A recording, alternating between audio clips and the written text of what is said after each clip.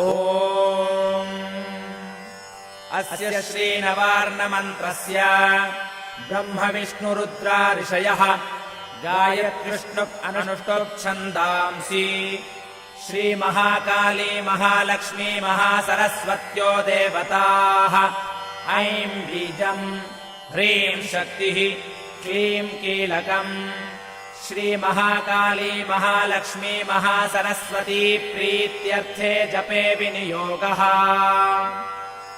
ध्यानम् खड्गम् चक्रगदेषु चापपरिधान् शूलम् भुजुण्डीम् शिरः शङ्खम् सन्दधतीम् करैस्त्रिनयनाम् सर्वाङ्गभूषावृताम् नीलाश्मद्युतिमास्य पाददशकाम् सेवे महाकालिकाम् यामस्तोत्स्वपिते हरौ कमलजो हन्तुम् मधुम् कैटभम्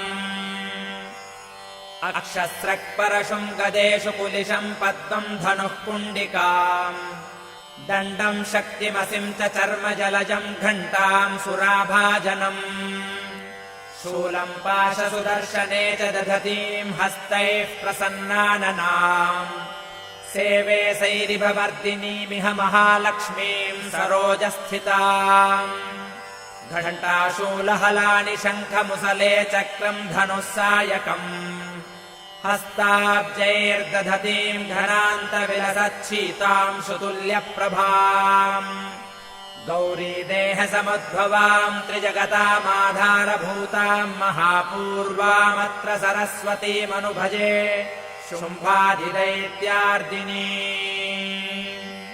ऐं ह्रीं अक्षमालिकायै नमः। ॐ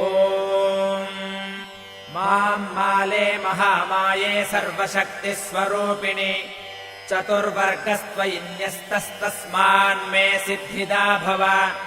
अविघ्नम् कुरु माले त्वम् गृह्णामि दक्षिणे करे जपकाले च सिद्ध्यर्थम् प्रसीद मम सिद्धये।